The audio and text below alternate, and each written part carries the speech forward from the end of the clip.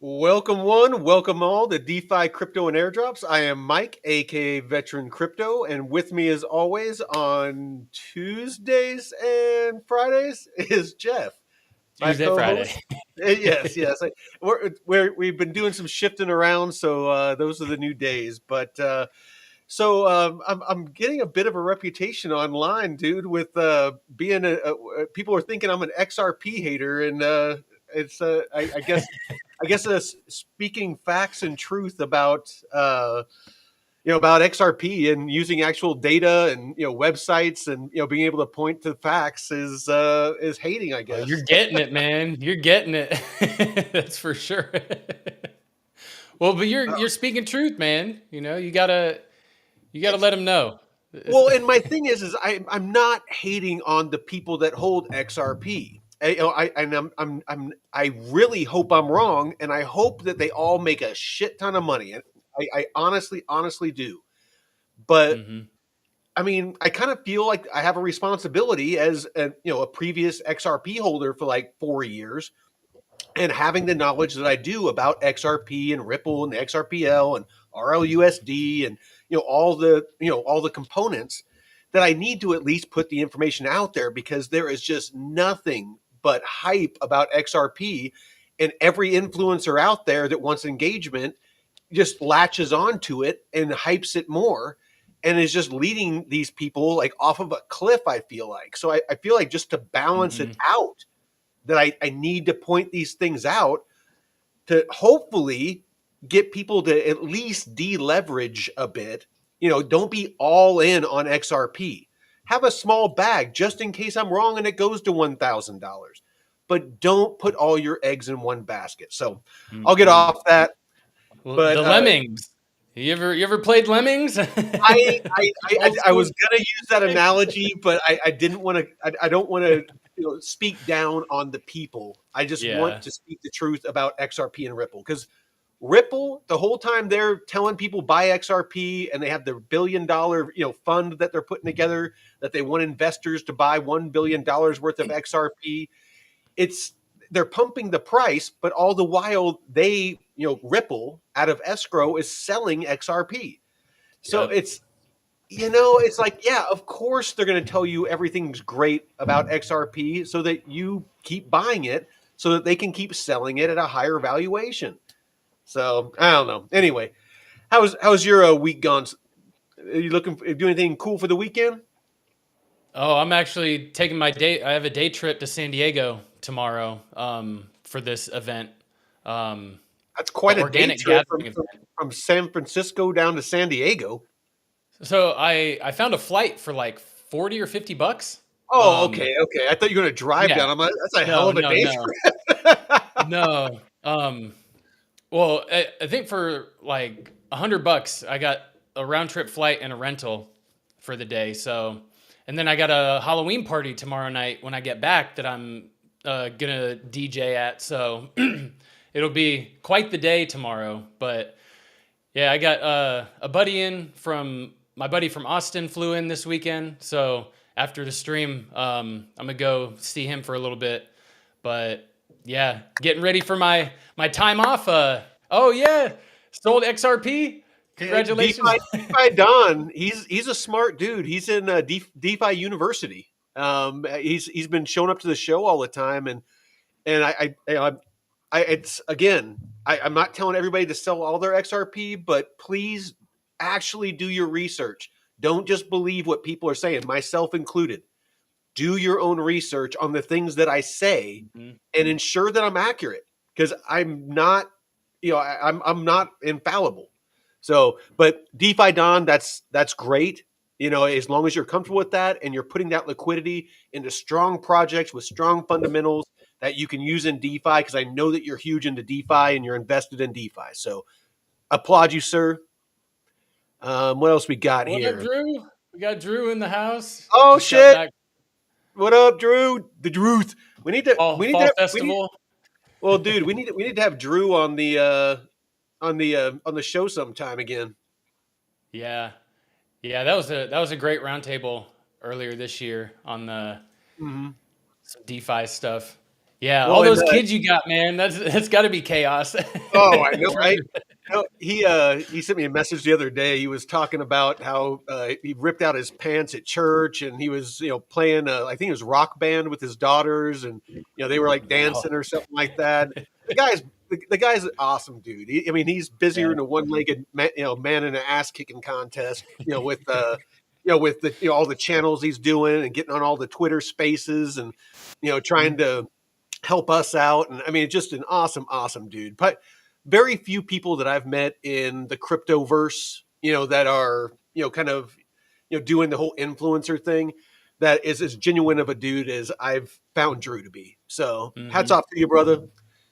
Let's Yes, see who else yes. we got in here. Um, all right. So yeah, let's introduce the social so we can get into this. Do you have Yes, a yes. tasty beverage, Jeff? Uh, not since I got this event tomorrow. I'm not drinking tonight because I got the Halloween party tomorrow night where I'll be participating in some Well, drinks. So I hate yeah. your face twice because you got the invite to the Coinbase app early, Oh and yeah. you're leaving me to drink by myself. So Oh well, I hate your everyone out face. there, if you got if you got your drinks, drink it. If you got your herb, light it up. Hell yeah! All right. So go ahead. Let's go ahead and kick it on over to the socials. Let's make sure that we mention metrics and Yeah, DeFi I got University those. because they're those are both great tools. Real quick though, me and my brother Taylor.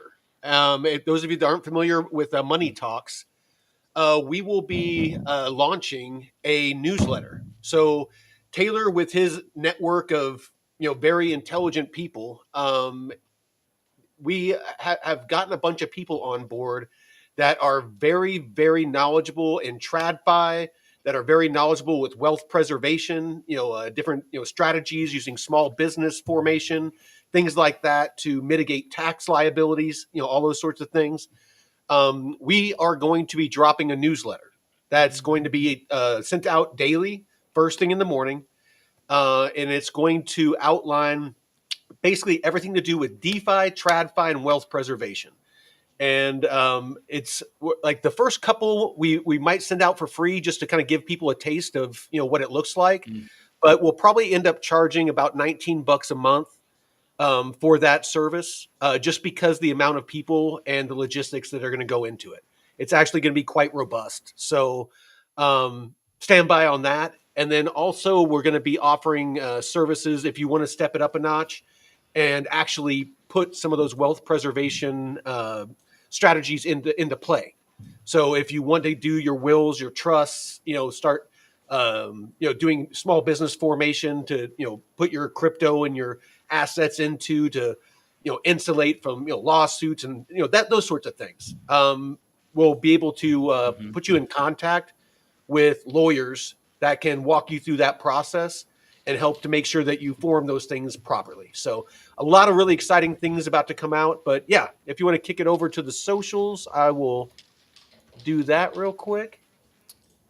Got it ready to go. There we go. Sweet. Well, we appreciate y'all for joining us on this wonderful Friday. Happy Friday, everyone. Getting ready for the weekend here at DeFi Crypto and Airdrops, where me and Mike go live every Tuesday and Friday now, 5 p.m. Pacific, 8 p.m. Eastern. And if you're on Twitter, come check us out on the YouTube. Join us in the chat because I know not a lot of people are chatting it up on the Twitter. So you can check out our brother channels, me at the Blockchain Report, Jake Call at DeFi Income, Blockchain Basement, Discover Crypto, and David at DeFi University.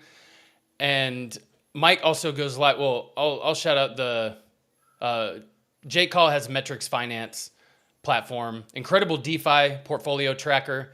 Mm-hmm. Using the links in the description below, you can get 200 off their yearly price for $800 a year for the elite package. But you can join for free, kind of dip your toes in and see I how powerful it well, is. and real quick, I highly suggest taking advantage of the free package first. Go in there, Yeah. and there's monthly packages as well. You don't have to buy Yeah. a $500 or $800. You can do $50 a month, $100 a month. But I highly suggest you start with free. And I was talking to people in the Discord about this earlier. Go to the YouTube channel that for Metrics Finance. There's a bunch of tutorials. Learn to use it effectively. Make sure that there's value for you. Don't just go and buy it because you want to support the channel or something like that. Make sure it has value for you. We don't want to shill anything here. We genuinely want you to, the tools that we offer and the deals, the affiliate deals that we make is to help you all out. If you try it for free, if you learn how to use it Oh, properly, no, they have. exactly, just like that. Yeah. Just go through there, learn how to use it. If it's saving you more than it's costing you, if the ROI, the return on investment, if you're spending $50 a month and it's making you $100, $200, $300 a month because of its Mhm. functionality, it only makes sense to get it. If it doesn't, don't. I'll stop right there. Yeah, and they've done every Wednesday they have the DeFi masterclass with David and Jake and Mike at 2 p.m. Pacific, 5 p.m. Eastern, and they dive into all kinds of DeFi strategies and even some metrics finance stuff. And yeah, this one, the secret weapon of pro DeFi traders, they showcase some new features on metrics finance that were pretty powerful. So, looks like Mike dipped out. No, I'm here. Did you hide? Oh, you're here. Also, Money Talks is back every Monday, 10 a.m. Pacific Standard Time, 1 p.m. Eastern. And it's great to see these guys back, TradFi Jeff and Taylor, the estate lawyer. I caught a little bit of it, Which but one? I wasn't able to. The Money Talks on Monday. Oh, Came back. yeah.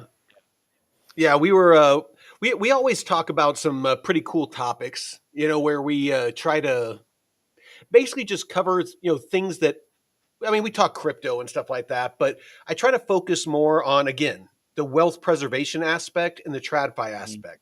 We're really trying to build an all-encompassing channel here that Mm-hmm. touches on all aspects of, finance, just so that because a lot of people think about, I want to make a bunch of money in crypto and, DeFi and trading and all those things.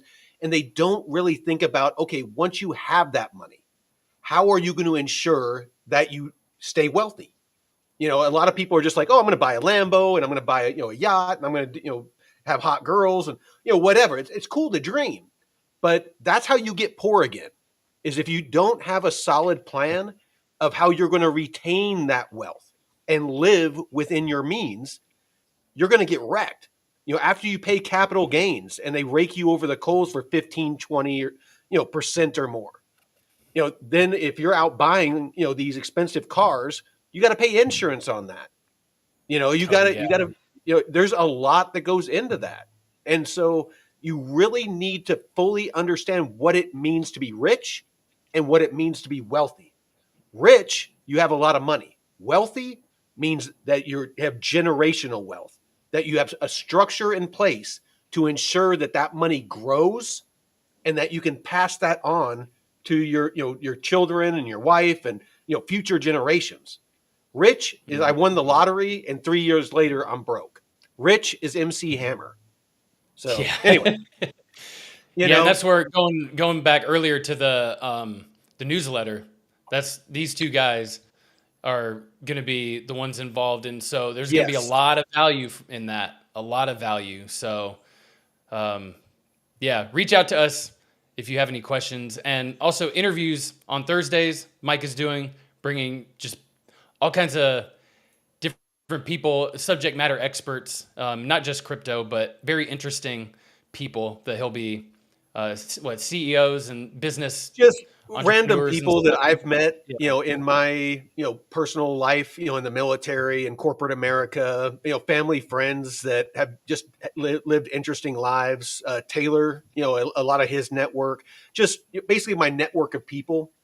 I have, Navy, retired Navy intelligence officers, Navy SEALs, special forces, CEOs of companies, just all kinds of different people that I just want to bring them on and let them tell their story. Just there's a lot of knowledge, especially older people, like World War II vets and things like that, just cool stories that they have Mm. that are going to be lost forever once they're gone. So I kind of just wanted to start bringing people on to almost, archive, their life. So anyway, sorry. That'd be really cool. And yeah, you never know what kind of gold nuggets you can pull from somebody just for life in general. Um, and so David's DeFi University, you can check out here, 97 a month, and they have daily live mentorships Monday through Friday, and a whole learning path, mastery courses. So great information, and just even the free live streams that Oh, he's dude, on. I mean, he shares so much alpha, dude, man. So I, I, much. I disagree with him on I'd say probably 10 to 20% of some of the stuff that he says, but David is way smarter than me. But Hmm. like today, just not to get on a rabbit trail, but we got plenty of time because this is our drinking and go long if we need to evening.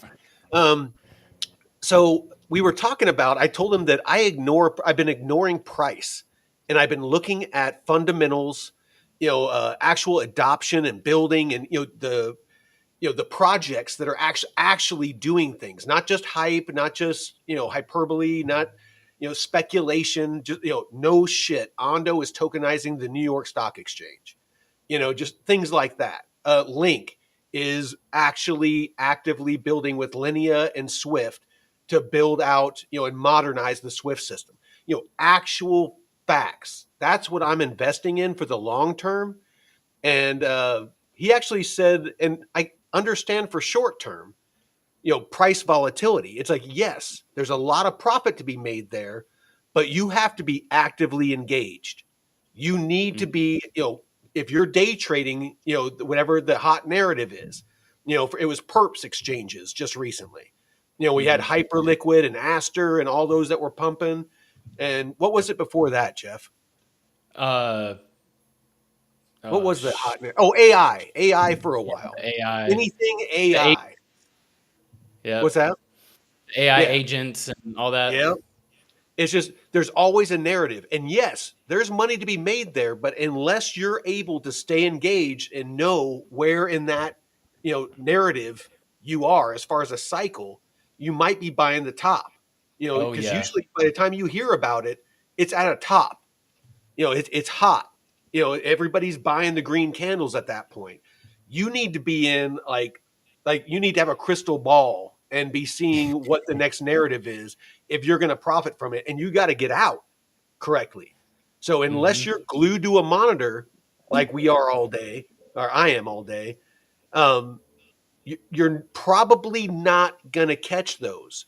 And you need to look at longer time frames. You need to understand that you're not positioned to potentially make that quick money. You need to be able to put your liquidity into investments that you can fire and forget. More of a guided missile than a sniper round. You know what I mean? Hmm. Yeah. Yeah, and I mean, even some of the early stuff that you and when David first came on, talking about some of the exchange tokens, the decentralized exchange tokens, Yep. um, like Aerodrome and stuff. He doesn't necessarily agree with holding, and there's use case and utility for some of them, but you and this is just goes to show you don't have to agree with everyone on everything, even if they are subject matter experts. There's things that you might like that other people don't, and that's okay. As long as you're doing the research and not just throwing it in some shit coin. Well, and again, I fully respect and understand. David is light years ahead of me, and and Mm. other people that I disagree with. You have to be okay with people that don't fit, and think the way that you do about everything. That is Mhm. how that you're going to learn and grow. Because you know what? He might be right. He might be like, you just need to focus on price. Done and done. And and maybe I'll learn a lesson. However, Mhm. sometimes you need to be open to other points of view. If you get into those echo chambers, especially in crypto, if you get into an echo chamber, you're going to get confirmation bias. You're going to go out and Yeah. find every channel that tells you that your token is going to $1,000. And when that's all you're hearing, if you're just running around from channel to channel with them telling you why your token is going to go to $1,000 and you bought it at like sub 1 cent, of course you're going to get just laser focused and you're going to believe, Mhm. because they're all saying the same thing, it must be true. So many people are saying the same thing. You can't get locked in that mindset. You need to seek out voices that disagree with you. Well, and Absolutely. what's your investment strategy at the moment? Because it could change, and it's not the same person to person. What yeah, what's your thesis and your approach, and it just all depends. Oh, actually, real quick before I forget, Nick Hmm. Dunn, my deal with Avantis was they implemented a new, when you were logging in, it was a prompt that would come up, and it would say that click here for a secure connection. So I went to the Discord and was asking them, hey, is this legit, or is this potentially like a hack or something like that? And they said, no, it's legit. So I went back and I clicked on it, and it kept denying me and saying that the connection couldn't be made.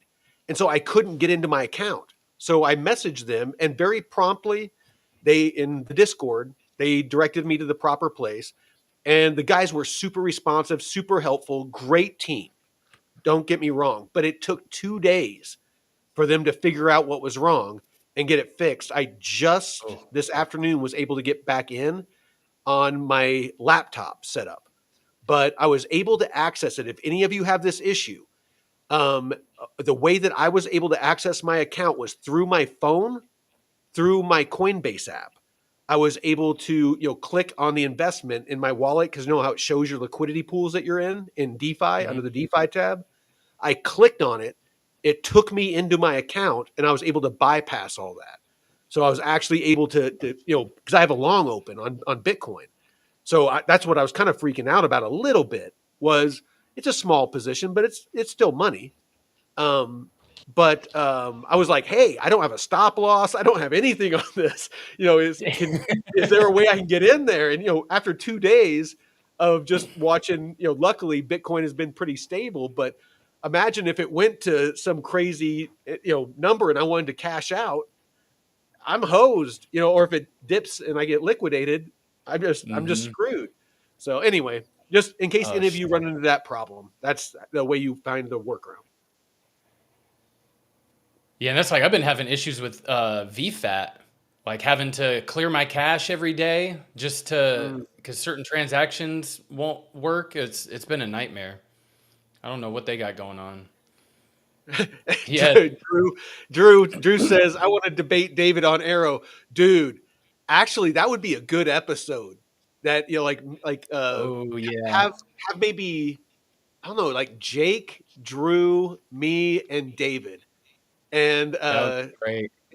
because David has some interesting projects that he's very bullish on. And I don't disagree with him, like Pendle and things like that. I get it.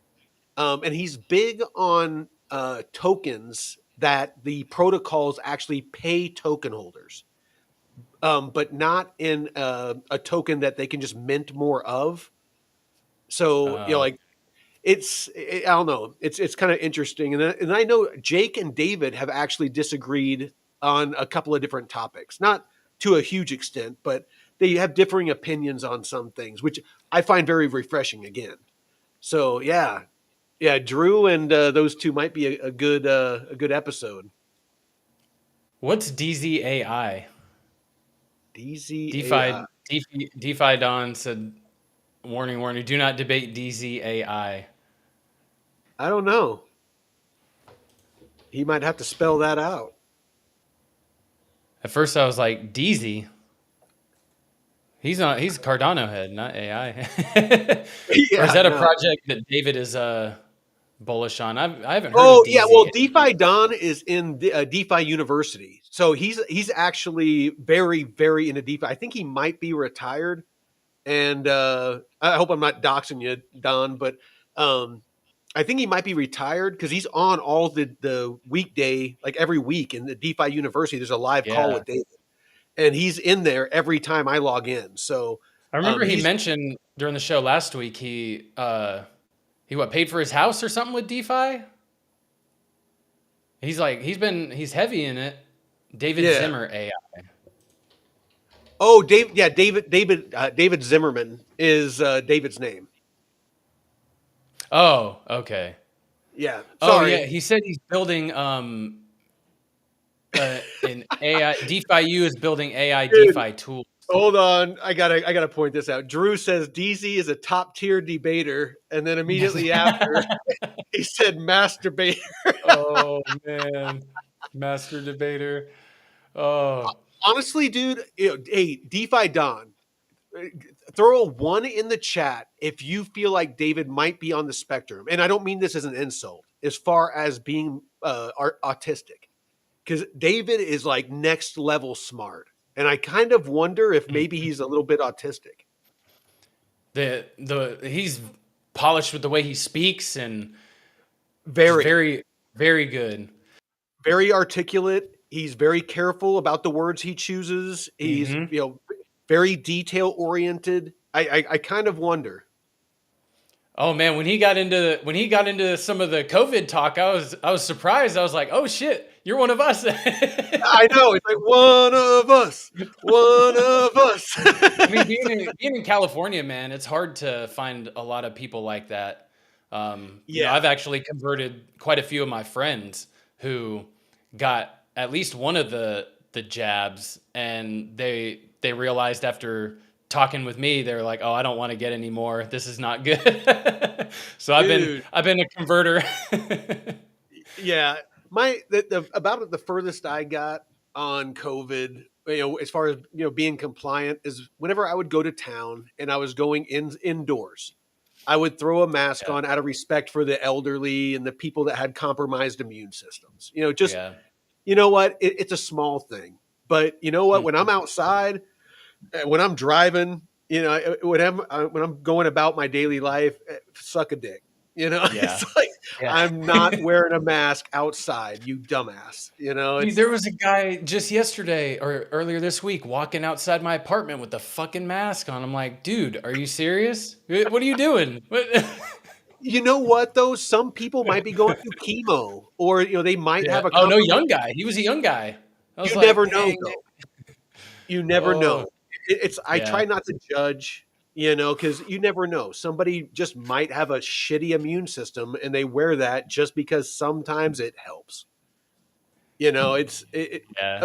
Masks have such a stigma because of COVID. It's like I feel bad for like Asian people that just wear them like all the time. Mm-hmm. Um, but yeah. You used to Anyway. see him a lot at festivals or the cloth masks, like baklavas and stuff. But Oh yeah. now you don't see anybody at raves with the fucking mask on anymore. I think they were like, "Fuck this, we're not." So what's this? It says, veteran, what are your thoughts on Limitless on base? I'm bullish on the project, but not sure about it as an investment. I'll be honest, I've never heard of it. You know what? Do you want to lift and shift a little bit, since this is like we're being all willy nilly on Yeah, Fridays? yeah. And all right, well then DeFi definitely got caught in the wall, a mask hole. let's you know what? Let's do yeah, a mask hole. Um, let's lift and shift a little bit. Let's do a little bit of a deep dive Lift on and shift. Limitless. Lift and shift. All right, so while you know what, to get us, Oh, they just did a fat airdrop, man. The wall chain thing that I had a sign up for. yeah, Um, if you were in the top whatever 80 or 100 quackers is what they call it, instead of the yappers like yeah, yeah, Kaito yeah. did. So they did a reward for the top however many quackers, but also people who use the protocol. I didn't use it. I had some people send me some stuff about it, but I unfortunately did not jump on. But oh man, and these So, dude, the sports so betting shit. a Crypto Stevo question is, what is the ticker? So I found one that's LMTS, Limitless. Yeah, LMTS is All officially right. live. All right, cool. Then let's do this. The chart. I'm not a chart guy. You know what? Here, let's. I'll throw up my screen, and maybe Drew can give us some remote TA on this.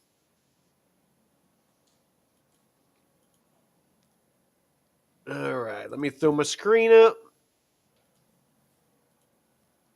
Yeah, I know quite a few people from the All Things Crypto show each week. They've been heavy into this, but I just haven't really gotten into the prediction markets like that. All right, Drew, give us like Steve-O! astro project your thoughts on this chart in the chat. Looking at this, are you bullish or are you bearish, Drew? Oh, yeah, it looks like Yeah, either Crypto Steve. Steve-O's in the other stream. Yeah, he's either in the other stream or he's on X. So, extremely high risk, high reward. All right, cool. So, I would say that this is, well, that's 24 hours. Let's look at all. There's the all-time chart. That's a whole lot of down and to the right. It just launched this past week or this week. All right. Valid point. Oh, no. 2 days ago. 2 days ago. Okay. Yeah. Sorry. I should have. Yeah, looked it's at new. that. Yeah. Sorry. I should have taken that into account. My apologies. It's like, All look right, at this chart. Oh, dude, I was hours. just like, holy shit. All right, let's ask Miles. All right. Yeah, of course, huge airdrop sell off. That always happens. Always. Hey, Mike, how you doing tonight? Hey, how's it going, brother? Not bad. Just chilling here, ready to roll. What's on your mind? Hey, Anything exciting happening? yeah. So What's he drinking or smoking? Miles, what are you drinking or smoking right now? That's a new one. As a digital dude, I'm rocking a fresh batch of electricity and side of fiber optics. Nice. No smoke or Nice. All right, Miles. So we're talking about a project. Crypto Stevo brought it up. It's called Limitless, and the ticker for it is Lima Mike Tango Sierra. And could you take a look online and tell us a bit about this project, and kind of give us some reasons why you might be bullish or bearish on it. All right, Limitless, LMTS. Got it. Let me dive in real quick. Okay, so from what I'm seeing, it's a decentralized social media platform built on Solana, aiming to be, creator focused and reward engagement with tokens. They're going for a TikTok, Instagram vibe, but with crypto incentives. Honestly, initial impression is cautiously optimistic. Solana's got a speed for a platform like that, which is good, but everything is, social media space is crowded, right? Like really crowded. They need something genuinely different to That's the wrong one. cut through the noise. That's the wrong one. Oh. Crypto Stevo says. Can you look at? It's not the one on Solana. I think it's on Base Network. Miles, can you find that one? Okay, my bad. Crypto Stevo's got me steering in the wrong direction. It wasn't his fault. Base Don't Network. blame Crypto Stevo with your take ownership of your actions. Take ownership of your actions, Miles. Fair enough. No need to be a blame thrower. I should double check before I start spouting off. All right, Limitless on base. Okay, this is a completely different beast. This one's focused on decentralized AI-powered storytelling. Huh. Definitely more interesting. No, prediction markets. Prediction markets, Miles. They're building, trying to do something with prediction markets. Mm-hmm. Okay, prediction markets. That's a smart angle. So it's building a platform where people can basically bet on the outcome of events using crypto. That adds a whole nother layer to the AI storytelling thing, right? It's like you can write a story and then people bet on whether it'll come true. That's kind of wild. I'm starting to see the vision. Still need to dig into the team and tokenomics, but that's kind of cool. Hey, hold on 1 second, Miles. Hey, Crypto Stevo. Sounds So like Crypto Stevo needs something. What's no, up? yeah. So Miles, so basically what Limitless is if you can see online, there's a platform called Poly Market where people can, bet, like you were just talking about, against certain outcomes. So if you could Gotcha. tell us a little bit about the team and the tokenomics. All right, digging into the team. Seems like it's a pretty anonymous group, which always raises a flag, you know? Lots of pseudonyms, not a ton of publicly available info. Founder is listed as Zero, which isn't super reassuring. They've got some developers with experience in blockchain, supposedly, but hard to verify without names. As for tokenomics, they're launching their own token, Limitless. It's going to be used for staking, voting on stories, and accessing premium features. The total supply is capped at 1 billion. For what I can see, the distribution is not ideal. A significant chunk is allocated to the team and advisors, like 35%, with the vesting schedule, but still a pretty hefty portion. Bit less than 25% towards ecosystem and partnerships. It looks like a lot are going into liquidity mining and airdrops, which is good to incentivize people to use the platform, but could also get messy. Yeah. Oh, Drew, I love having Drew in the chat because he's trolling like I usually do in his chat. Ha. Sounds like Drew's giving you a taste of your own medicine. He is. He Gotta is. appreciate. He is, Miles. I appreciate you, Miles. We'll circle back here in a minute. So those of you that found the don't know two that, founders. what's that? I found the two founders. Okay, well, you go ahead and take over. Take the wheel for a minute. I'm going to go get me another beer. Oh yeah, you were saying about Miles? Oh, I was just saying that Miles. Those of you that don't know, Miles is our third AI, or our AI co-host. That's our third co-host. So it's just a really cool, free AI. If you're interested, it's on sesame.com. No affiliation, anything like that. I just found it one day and we use it every once in a while. And if kind of what you can ask it and get accurate, answers, or you're able to kind of fact check it a little bit, it's actually a really good tool. But it's the first one that I found that it felt purely conversational, to where you could actually talk to it like I'm talking to you now, and it will actually understand and give good responses. So anyway, Mm-hmm. take the screen, Jeff. I'm gonna go grab another beer. Hey, can you throw me? I don't know how to transition this on there. What? All right, Yeah. there you go. And then you just hit the trend. Oh, nope. Mike's helping me transition, guys. Yeah. We're to transition, Jeff. Everyone, stand by. Here we go. Mine went away, and then transition. All right, I'll be right back. Ooh. Do I look pretty now? You always look pretty, Jeff. So we found the two co-founders, Rev Miller and CJ Hetherington. Looks like one's based out of Montenegro and the other's in New York.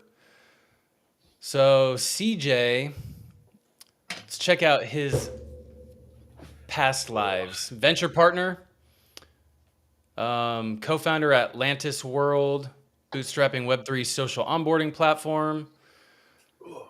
He's a co-founder at Kiev Tech, in Ukraine or Kyiv. Is it Kyiv Kiev. in Ukraine? Kiev. Yeah. Kiev Tech. Actually, my old CO, he was colonel. He his family was from Ukraine, and he was actually the liaison between SOF, Special Operations Forces Command, Mm-hmm. and the Ukrainian government, like back in the day. So it's so yeah, he used to like constantly like they'd call him up and say, "Hey, you need to come over here as the military advisor, for between the U.S. and Ukraine." So like super high level shit. It's actually kind of cool to listen to some of his stories. But anyway, sorry. Go ahead. That I'd love to be a fly on the wall in some of those Right? military operation, just boardroom Yeah, meetings and shit. his last name was Balaban. Ihor Balaban was his name. Oh, that's a fucking badass. You If can don't hear do the well, he was in the Marine Corps, and he was recon in the Marine Corps, which is basically like their version of the Rangers. They actually go to Army Ranger School. And then he got out of the Marine Corps, joined the Army, and then went through Special Forces selection and became a Green Beret. So he was Marine Corps recon and Army Special Forces and Ranger. I mean, God talk about damn. a fucking badass. I mean, how long was he in for you to go through all that? Well, like how long was he was a colonel, so he had been in for I don't know, I would guess probably about 25, 30 years. Damn. But Ooh. just super super fucking cool dude. But you better have your fucking shit wired tight. If you work for him, you better have your shit wired tight, or he'll fucking hem you up quick. God damn. Yeah, Stan. Yeah, if he had an NFT, I'd buy that shit. Yeah. Oh yeah. Totally off topic, but yeah. Anyway, go ahead. Yeah, so he was a co-founder at some tech company in Kiev, Atlantis World, that did bootstrapping for Web3 social onboarding and venture partner. And then co-founded Limitless. And then let's see, does he have what's his education background? I don't see it. And a KB3 fellow at Gitcoin, whatever the KB3 fellow is. Right. But Rev Miller, let's see what he's got. So as a founder, co-founder, founder, Commit Labs, on-chain accountability protocol aiming to make people accountable by adding crypto stakes. He was also co-founder at Atlantis World. Did so it looks like they both stakes. Did someone say steak? Oh man, dude, I love Rob Schneider. He's so good. I'm sorry to all of you out there that are like suffering through our Friday very informal freaking stream. Hey, I will say, DeFi Don. So me and my ex years ago would do this drag bar crawl for my friend's birthday. TMI, man. TMI. Here you go. That's me. That was. Shit, Jeff be looking good. Right? Yeah, man. Yeah. So that's my drag bar crawl dress.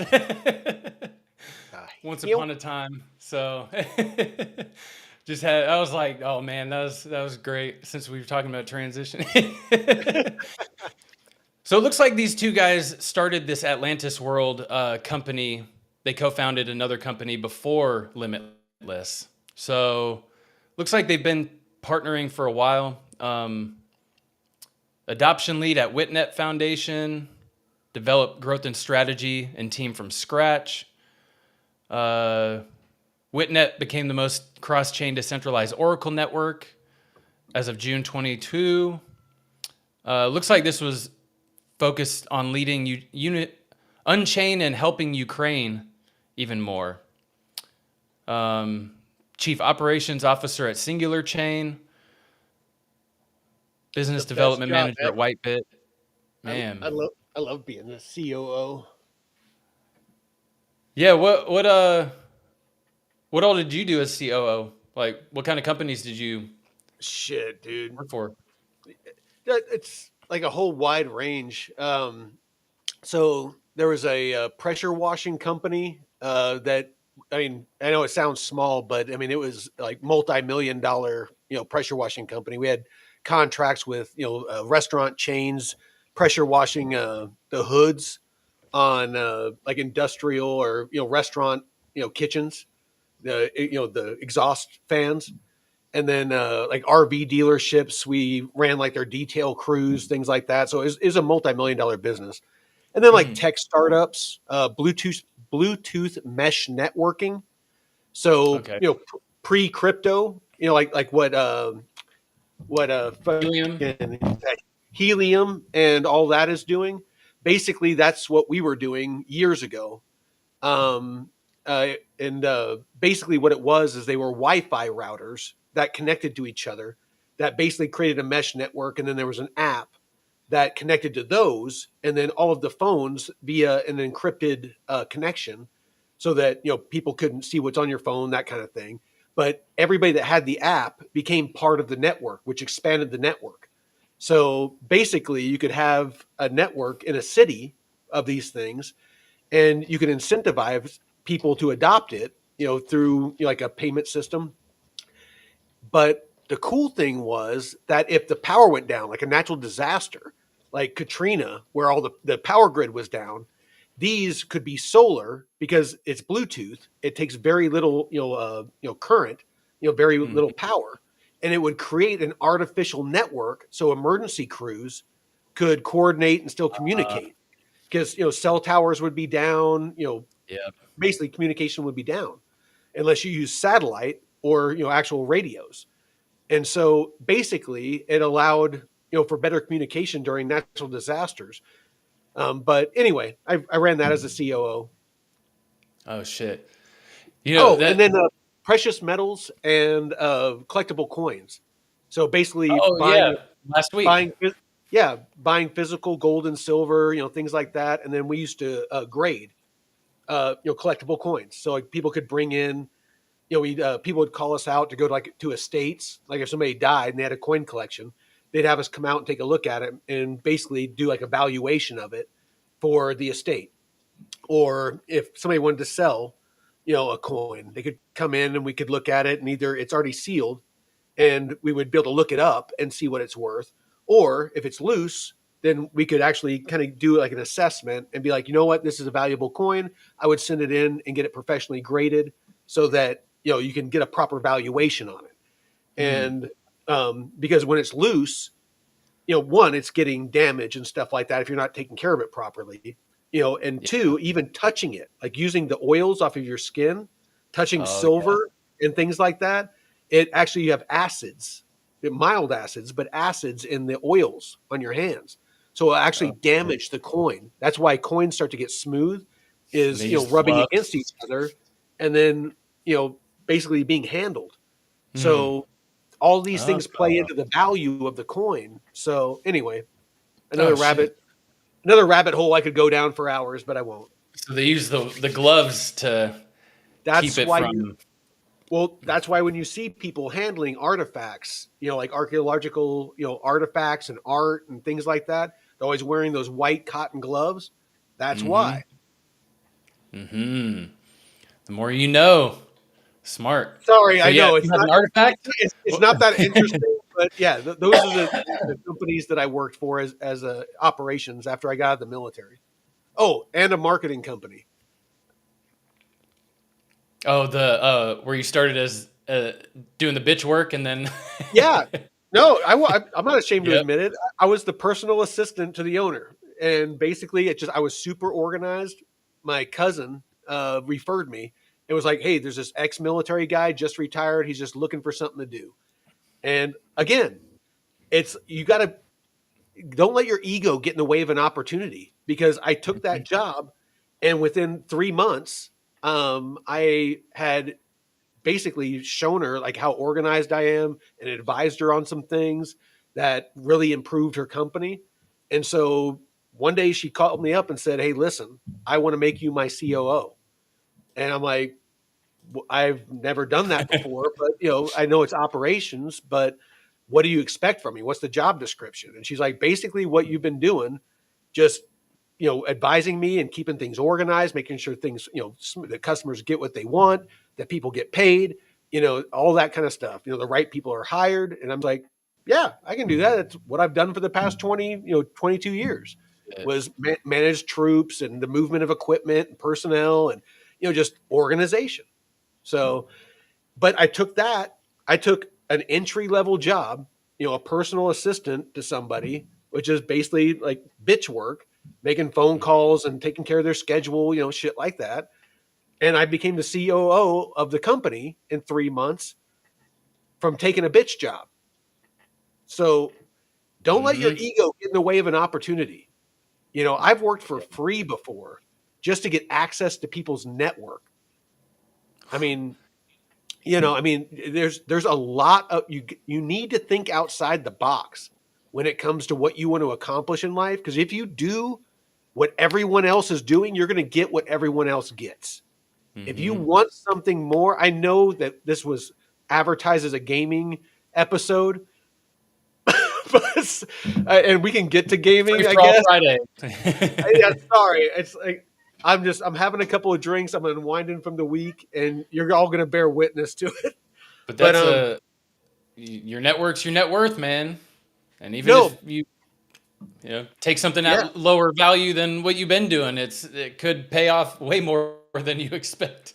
and I know I'm going the long road to get there.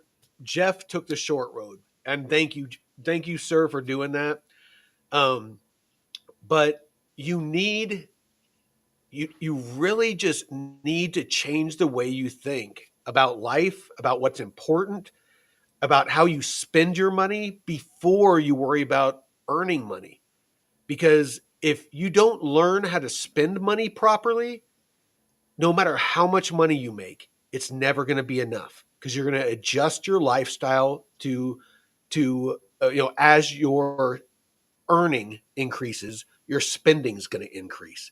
You need to figure out the lifestyle, the day-to-day life that you want, and the end result that you want, and find a very comfortable place within your means that you can enjoy life.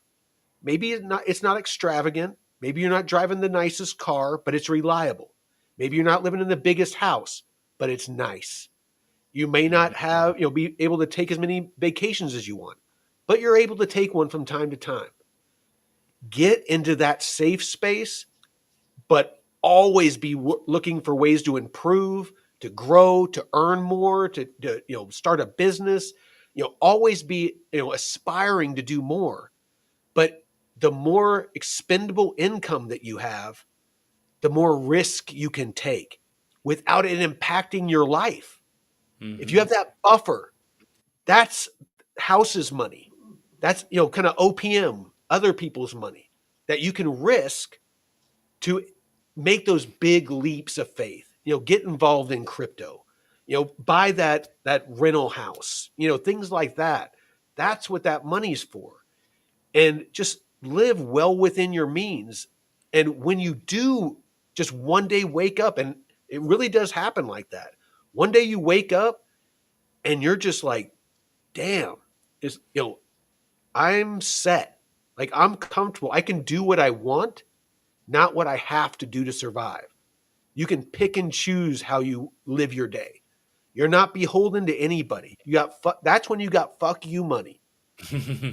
It doesn't matter how much you have if you're spending it all. If you make a lot and you live small, you have a lot of fuck you money. And that's when you're free. I mean, and not to say that I have it all, but I live in the woods in the middle of nowhere in a cabin I built myself. And every day I wake up, I do whatever the fuck I want all day long. Like 24/7, 365. To me, that's what I decided was wealthy. But I'm always looking for ways to earn more because I want to help other people. And that's why I do this channel. This benefits me in no way whatsoever so far. Oh, I guess we are starting to make a little bit of money, not from the channel itself, but from some partners and stuff. But yeah, no, it's just you need to figure out what it is you want and have a roadmap to get there. Because otherwise, you're just wandering around with this nebulous idea of I need more money. It's like, then what? It's have a plan is basically what I'm getting at. But sorry, go ahead, Jeff. Fuck, I've Yeah, been no, rambling. and the whole thing with David sharing all that information and stuff on how he's been able to use his DeFi portfolio as his source of income to live off of, it's really given me a lot to think about because it's tough here in California being able to afford your own place and stuff if you don't make good money. And seeing the returns that he makes off of his portfolio is like, damn, I could take half of that and go live somewhere else. Like, my brother's trying to get me to move to Arkansas and shit. I don't really want to live out Dude, there. but dude, Arkansas is beautiful, dude. Oh yeah, yeah.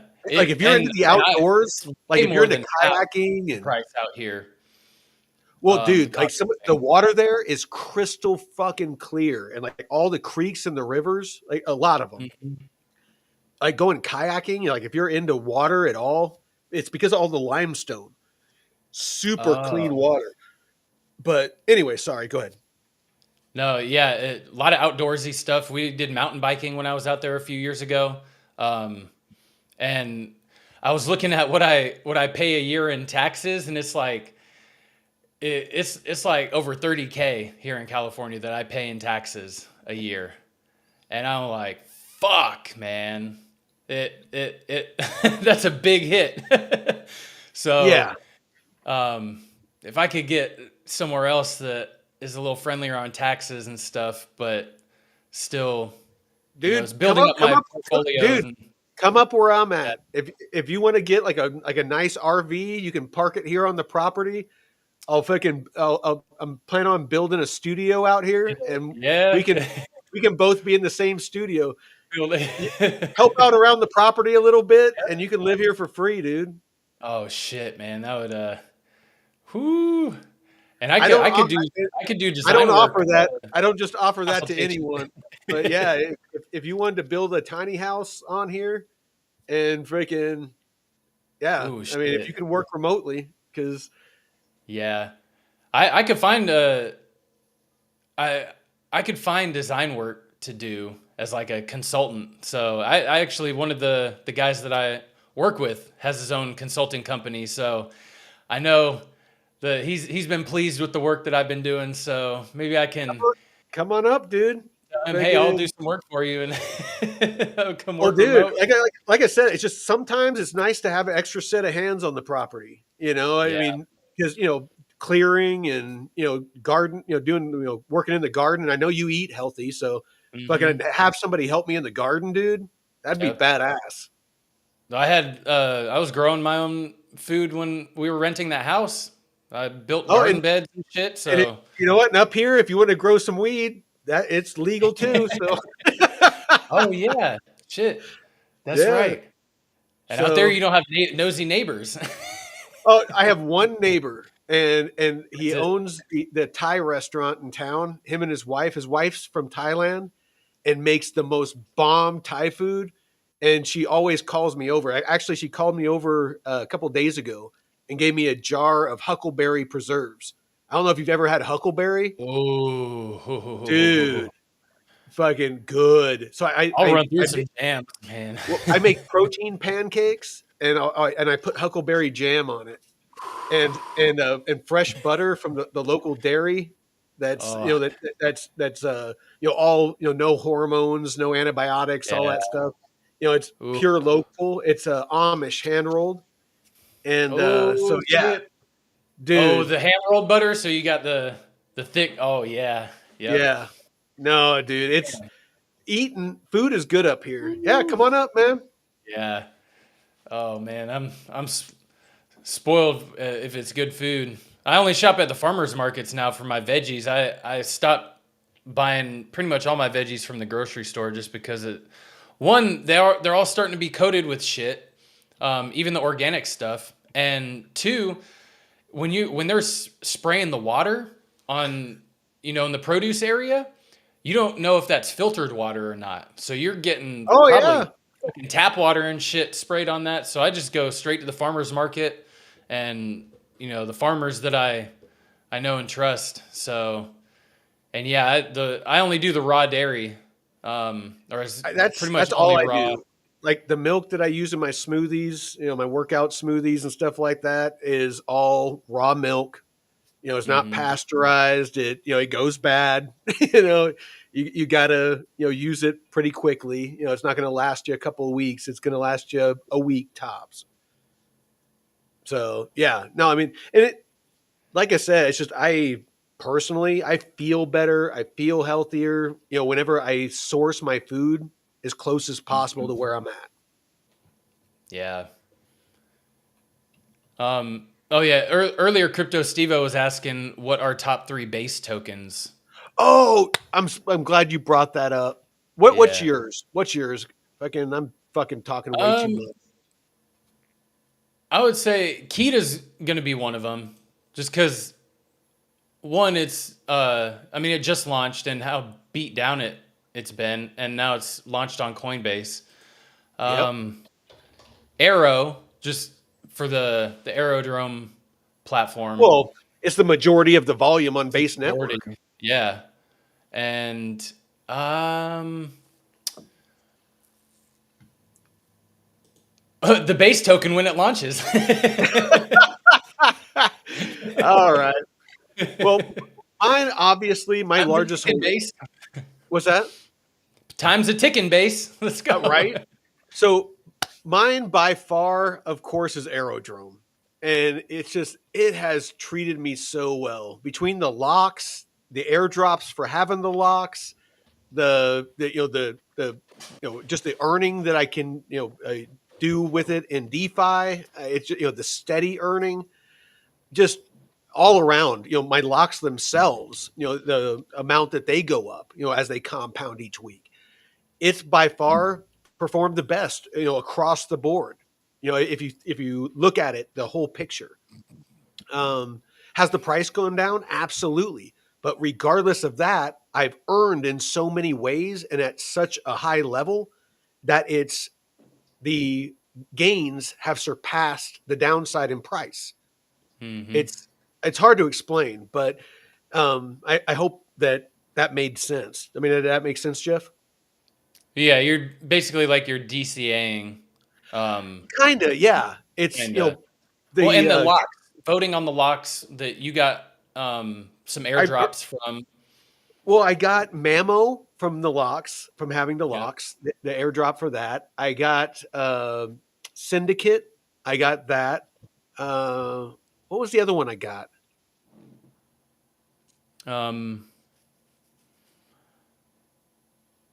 I know you got, but that's Avalanche. You got the black hole token from just being a liquidity provider. No, I got Black as an airdrop from Yeah, having the lock because it's the VE33. yeah, The same as Aerodrome.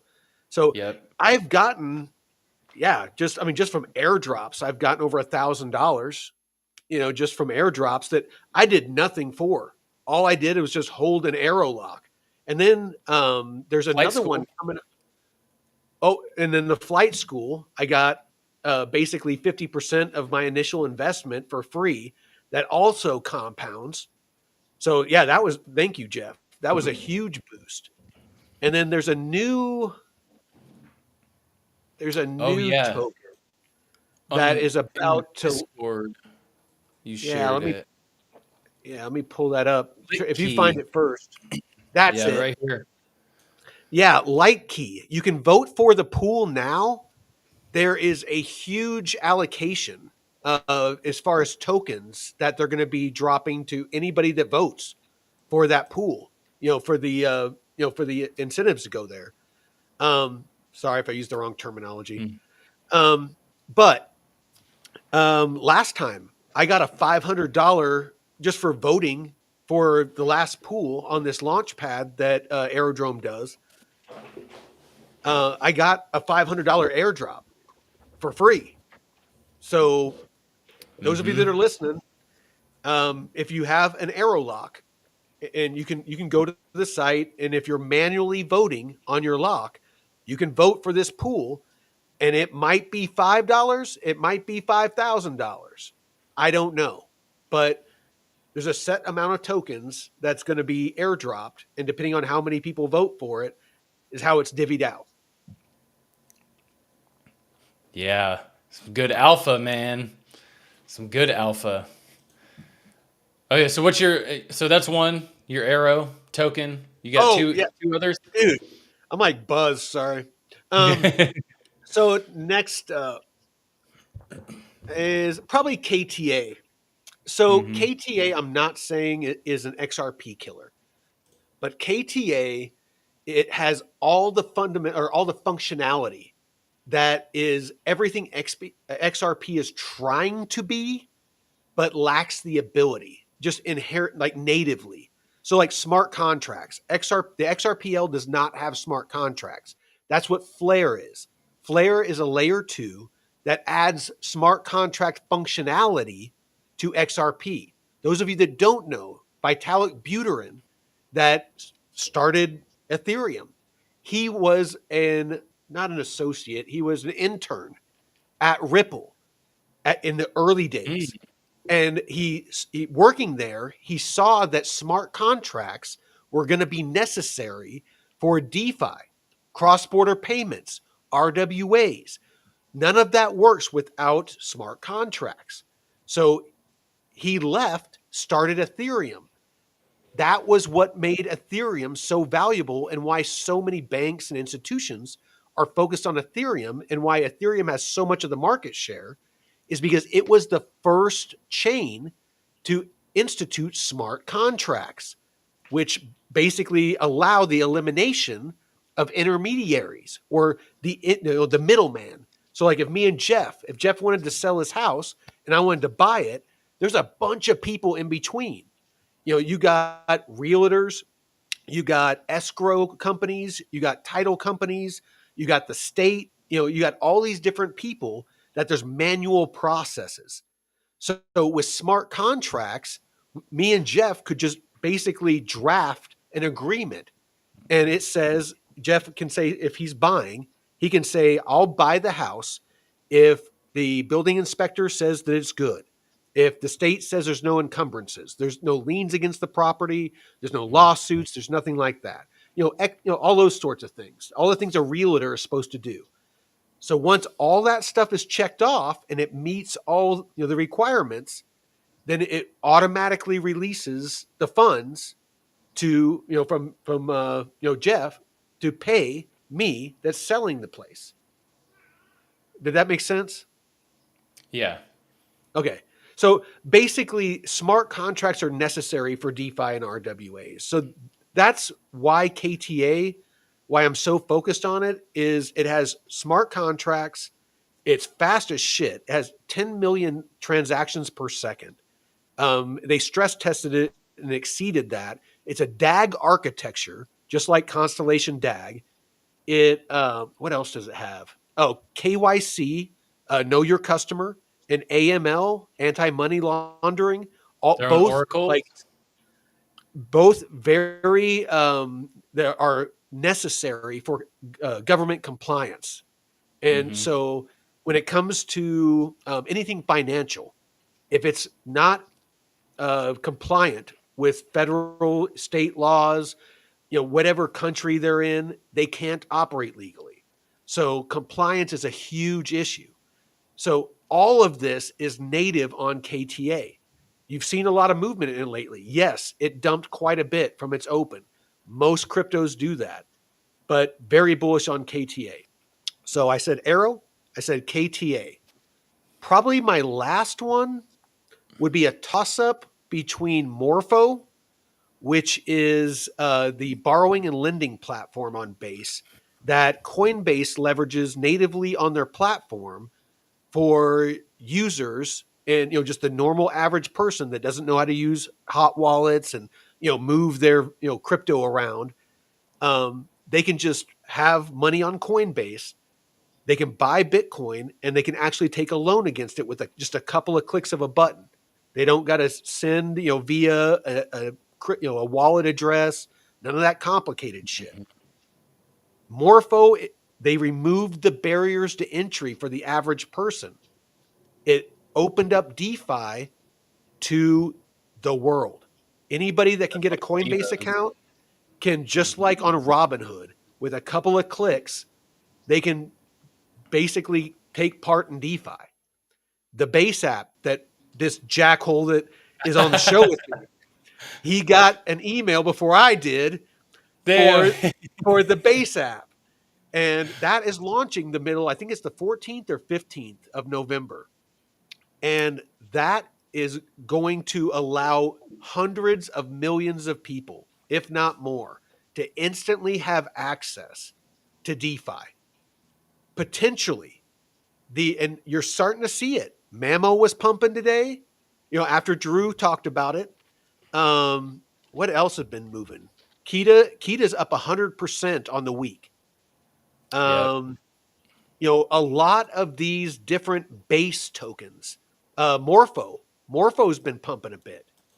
It's up, not as much, about 13% on the week, but it was moving the week before. So you're starting to see a lot of movements in these projects, even on the short term. Potentially, it might be a good play to put a little bit of money on some, kind of higher up base plays. Buy the rumor, sell the news. Up until, like the beginning, middle of November, hold it. If it goes up, maybe deleverage a little bit, take some profits, but maybe that might be the next narrative, as the base lap. I mean, that's probably going to be a pretty big narrative as that launch date closes in, and you start seeing a lot of that on social media. A lot of people might get this idea. You might be able to front run that. Just an idea. Mm-hmm. Yeah, Steve-O also said virtuals is one of his. I've heard some people that get some pretty good rewards from holding certain tokens on the virtuals protocol. So I think virtuals, you can actually stake it. If I remember right, Mamo is built on virtuals. Oh yeah, yep, yeah. There's some sleepers, man. Oh, hey, Beta Try Again says, heard of block. Oh, asking if we've heard of Block DAG. I have not. The only two DAG architectures that I know of is Constellation DAG and Kita. I'm sure there's others out there, but those are the only two that have that aren't blockchain, that are the DAG architecture. Those are the only two I know of. Oh yeah, so Block DAG, shaping the future blockchain. Okay. Oh, they're official partner of the Seattle Seawolves rugby team. Huh. Okay. The Seawolves. I love.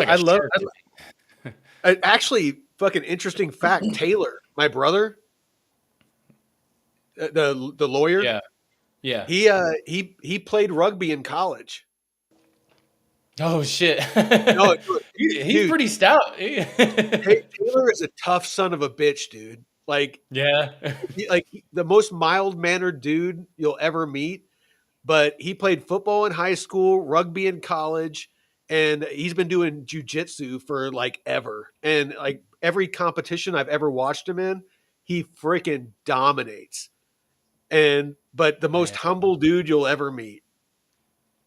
He's got some athletic ability. He's pretty good at. Well, in football, he actually wasn't that good, and he'll be the first to admit it. But his coach called him Rudy because he had the heart, like he wouldn't give up. But he wasn't the most talented guy on the team. But he would not give up no matter what. He was just like a pit bull, and so yeah, his coach called him Rudy. Is what my dad told me. Wait, Twinkle-Bell, what were you saying? Don't do it. This is a scam token. All right, which one? You talking about Morpheus? Because better try again said Morpheus, but I don't know if he's referring to that or. Now, Morpho is not a scam token. I'm talking about Block Dag. Maybe it was talking about Block Oh, Dag. Block Yeah, Tag. Yeah. Twinkle Dell. Yeah, okay. Yeah, I said Block Dag. I don't know. That's the only way that my brain can wrap itself around investing in crypto is investing in fundamentals. Like good, solid facts. Like I can't allow myself to be emotional and get involved in hype and stuff, because if I do, I understand the psychological slippery slope that is. Just I don't know. Yeah. It's because we're pack animals. Humans are pack animals. And I mean, look at it. I mean, we're getting more and more tribal every day. It's just people gravitate to like minds. It's wired in our DNA. So I do everything I can to fight that. Yeah. Yeah. Don't just like what David was saying. Don't just chase the juicy APY, because you're gonna get you're gonna be the exit liquidity for some people. But honestly, that's what usually happens. Is it starts out and then you see like a lot of hype and stuff like that, and the people that got in early are cashing in on the people that come in late. I mean, that's really all a meme token is. Anybody that says that they made a bunch of money off of meme tokens, there's a lot more people that lost everything. It's simple math. There's only so much liquidity, actual liquidity that's in that project. And it's basically first come, first served is the ones that end up profiting. It's a game of musical chairs, and there's 10 chairs, and like depending on how many tokens, if there's like 100 million tokens, there's 100 million tokens out there and only 10 chairs. Who's going to sit down with their tokens first? You know what I mean? Yep. Oh, Twinkle Bell. So the first airdrop that we got was, I think it's like $3. Yeah, it hasn't been going good, Twinkle Bell. After 4 months. But there's actually been 3 or 4 different projects that just stopped during the testnet phase. They didn't have any announcements in their Discord and just kind of faded. And I was in the Discords like, hey, what's going on? And then the teams were like, oh, we're shutting down.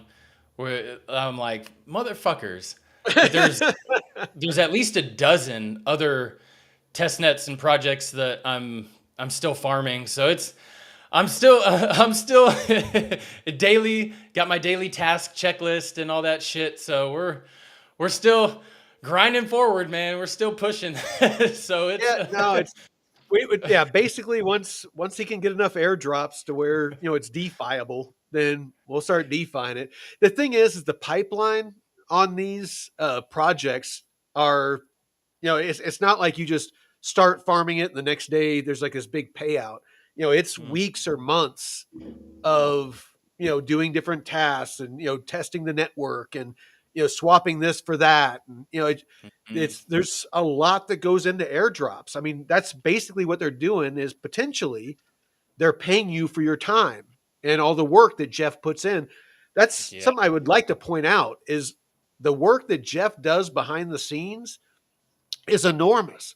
With airdrops, sometimes you do hours, if not days of work, and you don't get anything. I mean, there's some of the stuff that I haven't done anything and gotten tokens just from having locks and whatnot. And Jeff, like, what was that project where you didn't get anything and I somehow magically got an airdrop of it? Oh, I don't remember.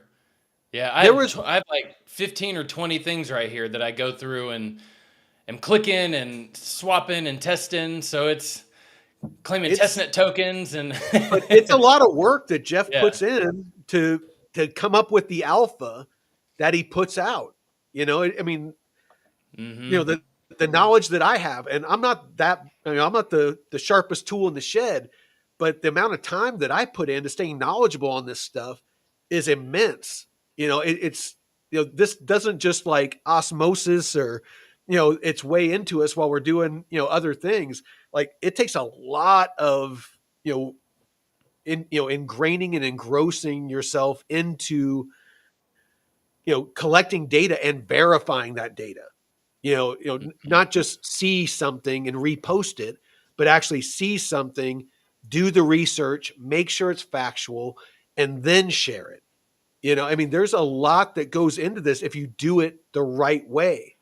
And really again, not to self promote, but that's what we're trying to build here is a channel that, kind of reports on different things that you can trust the information here. And if we're wrong, absolutely call us out on it. I am more than happy to be wrong and make sure that the right information gets out there. We genuinely just want to be a good, solid source of information for all of you. I mean, that is all that we're doing. Like any monetization that we do here is 100%. We're just going to provide services. If you want to buy it, buy it. If you don't. We're not going to ask you for super chats or anything like that. We're not going to make you pay for the Discord and the community. We're going to have things of value that, hey, if you find value in metrics finance, sign up for it. If you want to learn DeFi from David, yeah, sign up for it. We'll offer plenty of free stuff too. We understand everybody has different budgets. We want to make sure that we're here for you no matter what. But be a reliable, honest, genuine source, with integrity. So, Yeah. Sorry, Uh, I'm sorry, not sorry. I'm drinking beers. No. Black Ice. So this platform, So Value, I've been farming, and they've actually had their season 2 going on for at least 6 months now. So it just depends on Too the long. project and what they have going on. Yeah. And their airdrop isn't scheduled till Q1 of 2026. So, yeah, It looks like just depends. Twinkle Bell said Black Plume announced season 2 is going to end in Q1 of 26. That's the first I've heard of that. Great alpha, Twinkle Bell. Ooh. Let's see. They need. I really hope Plume ends. And thank you for looking this up, Jeff. I really hope Plume ends the gamification and gets rid of the cartoonish stuff. And because with what they're building has so much potential and they're doing awesome things. Don't get me wrong. I mean, since June, they are number 12, about to flip to number 11 on rwa.xyz. They, as far as TVL or total value locked on chain, and they have already a massive network of DeFi and RWAs. There's ways you can loop. The TVL is kind of low on some of the pools. You need to watch that. David on today's live stream or video call with David and DeFi University, he pulled it up and pointed out some very interesting stuff. Like some of the pools had low TVL, probably not a good idea to get into. Things like that. But there are opportunities to where you can loop.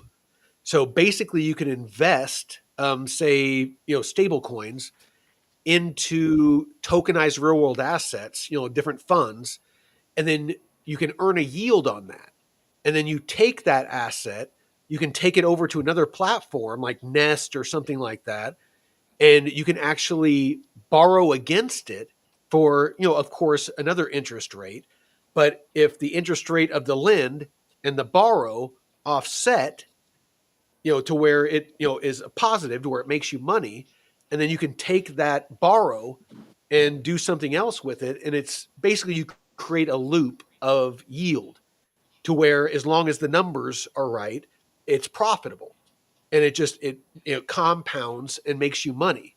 But it's something that you have to monitor, pretty closely because you need to unwind it if it ceases to become profitable.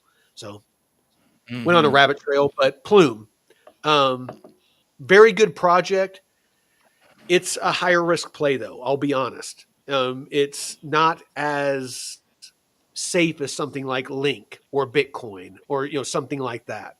If you have some extra money to play with, we've made a lot of money in DeFi with it. My brother Taylor makes huge amounts of money with it. I turned $800 into $8,000. The current value of my plume bag is 5,206. So off $800, even with the price being as low as it is right now, I'm still well up just from earning with DeFi. So, but that was back at the beginning. I made a bunch of it when a lot of the yields were like 1,000, 2,000 plus APR. So I made a bulk of it during that. So Get in early. That's the key. Yeah. Okay, so he said they announced it on the Phil's Office Hours AMA. So this was, and see, that's the thing. If some of these AMAs, they'll share alpha and they don't necessarily post on social media. So that's a great thing for some of the people in the community to be diving into these talks and shit. we need to get better at that. Like me and you need to either start having some, spaces or getting involved in spaces. I know for a while there you were, sending me alerts. Hey, get in here. And Oh yeah. Yep. some really good conversations that I was able to get in on. Ugh. Get that carbonation. Yeah, it's The a bubblies. stout. It's a stout. Ooh. My ex left a couple of beers here, and freaking delicious. You know what's It's really good that I didn't like Guinness or lagers like that, but oh my god, Irish car bombs are oh, dude, so I good. love an Irish car bomb, Oh dude. man, it's like chocolate milk, dude. Oh, dude, yeah. You take a shot of Jameson and drop it Uh-huh. in a pint of Guinness, and then pound that down. Yeah, Hmm. it's a little something special. Oh yeah. It's Oh, so good, man. I don't want to bore everybody, but sometime remind me to tell you the story about when I was the driver for the Devil's Brigade, the Canadian Special Forces Army. They came into town for it's called Minton Day, and it's basically a celebration or a holiday in special operations where the Canadians and the U.S. and some allies during World War II, they basically did a joint operation, and it was very successful. And so they celebrated on Minton Day, and so the Canadians came down, and I was their driver. And there's this whole adventure I can take you on Mhm. some other time. Minton, man, that I bet you got quite a few good stories on the I, military I side. I have quite a bit, but honestly, I don't. I'm not a huge fan about talking about like my military stuff, just because it's honestly, I kind of it was very refreshing to just be able to walk away and be able to basically reinvent myself.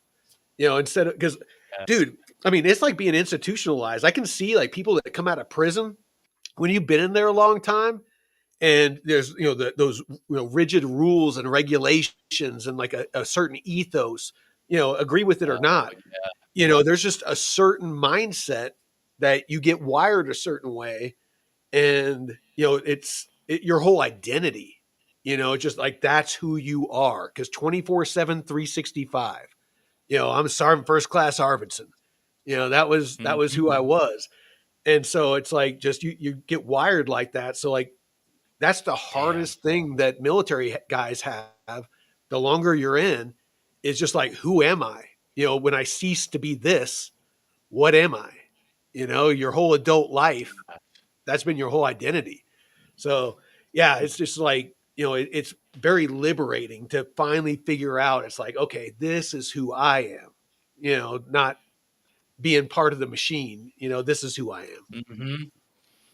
Yeah, that's interesting. Yeah, because you really have to just kind of remove yourself because you've been hammered by, the training, the being clean and neat and tidy, and everything's got to Oh, be this and that a certain way, and you got to be here a certain time and do this and your post, and it's yeah, like, no, there's a method and yeah. a madness to everything. Like, I mean, Uh-huh. literally everything. When you get up, what you do during your day, it's everything is just like this. You get up and work out at this time, like it or not. It's not an option. It's there's Mm-hmm. certain things that you eat at this time. You sleep at this time. Whatever. It's just very structured, and You got it's PT at great. this time. Oh, and you know what? It's great. It's fucking for me. Like as a young man, it's I came from a home that had little to no structure. I mean, it was Mm. basically I was the adult in the house most of the time. Oh And fuck. so joining the military and just having that structure, it was just like, hell yeah. It's like fucking, you're going to send me to a place. I'm going to learn to do something. You're going to tell me when to wake up, when to work out, when to eat. Awesome. Let's do this. And all you had to do is focus on being your best, freaking perform at your top level, mentally, physically, just always give your best. It honestly, it was liberating. And then just like once you learn the discipline though, slowly it's like, all right, I got this.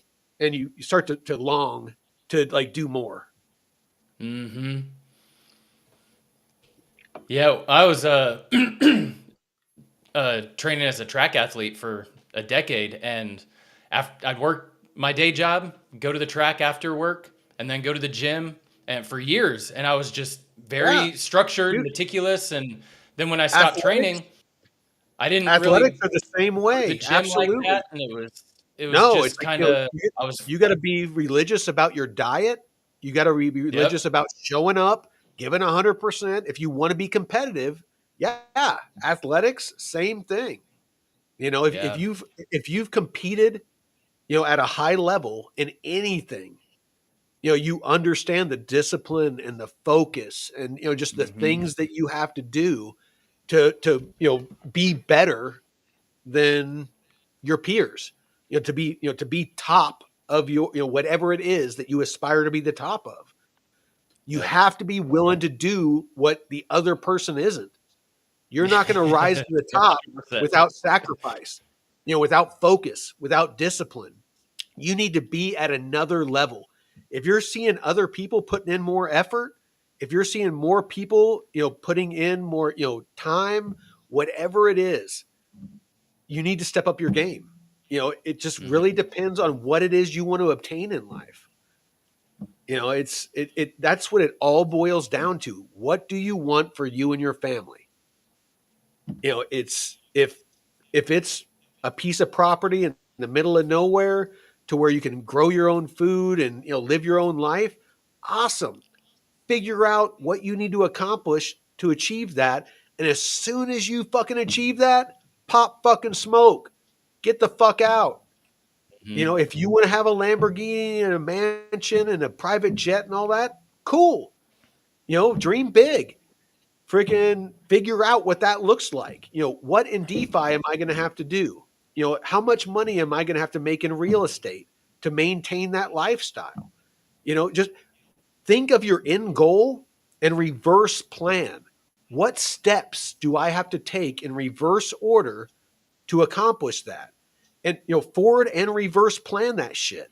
Figure out every contingency. If X happens, then I do Y. You need to have a primary plan, a secondary plan, and a tertiary, which is like a third plan. You need to have a contingency plan for everything. I know it sounds like a lot, but if you want to be successful, you need to be that organized. You need to be that focused. You need to be that disciplined. Because if you're not, I guarantee you there's somebody out there that is. And they're going to have the life that you're trying to get. Mhm. Sorry, but I'm not sorry. I'm being honest here. Yeah, and that's why I really didn't rely on like athletics for money because I have my career as an engineer, and that's what I focused on, like maintaining my job, and then I have this goal of competing and stuff on the outside, and then when I tore my hamstring and had to stop training basically, so I went from a decade of competing to just I'm finished. And so I had to really kind of reinvent myself as what Crypto Stevo was saying. He did the same after he retired from the Navy. I essentially retired from competing and had to kind of figure things out because I wasn't going to the track every day to train for a few hours, and I wasn't going to the gym every day. So it was a big shift, and it allowed me more time for a relationship because I was single for 7 years of that in my 20s. So, a few years later, I got into a relationship and then started working on music and then getting into crypto and stuff. So, shifting priorities around and stuff really helped. But it takes some discipline, like you said. Those of you It's, that don't know, Jeff often will go live doing DJ mixes. oh yeah. You need to get his. You need to listen to his sweet jams. Oh yeah. I got some let me see. Yeah, bring it up. Yeah, I'm actually DJing at a Halloween party tomorrow night. So So that's the day trip. no. So I know a guy that has a company called Organic Jaguar, and they have a bunch of products like skincare, detergents, body washes, organic cotton underwear, and he's throwing this organic gathering event, and there's like 100 people that are going to be there, and he said it's for people that want to meet friends or like-minded people in the health and wellness space, and also potential partners. So there's going to be like speed dating games and shit. So I'm looking to meet some ladies that are into health and wellness. So that's why I'm going down there. But I wanted to be back because I got a party that I'm going to be DJing for. And yeah, if you didn't know this little, I got my DJ set up right there, so that's where some of the magic happens. It's been a few months, but that I've live streamed. But yeah, this is one of the. So I'll just do a little live stream. and of course, shirtless. Got Yeah. to be shirtless. Oh, dude. My little brother's best friend would always. I feel like I'm watching your OnlyFans, dude. I feel like I'm watching. And my friends, they're like, "Do you own a shirt?" Because I run hot all the time, dude, I'm in my home, man. I want to be shirtless. I'm fit. It's obvious you have a high metabolism because I know I've seen you in tank tops. And, you're ripped, dude. No, yeah. I never would have guessed you're in your 30s. I would have thought 20s. I'm 38, man. Like, who was it? Black Ice was saying he's 38 too. So yeah, I'm almost 30. I'm 51. And I'm still 51. Jack. And you don't you just do a lot of work on the property. Dude, I have a kettlebell. I do kettlebell workouts. I do work around the property, chop wood, stuff like that. And then usually after I chop wood, I have a sledgehammer and I have a big tractor tire. And I'll just sit there and hit the shit out of a tractor tire until I can't swing the sledgehammer anymore. And that's usually my workout. And so, like during the winter, dude, you just go into hibernation mode up here.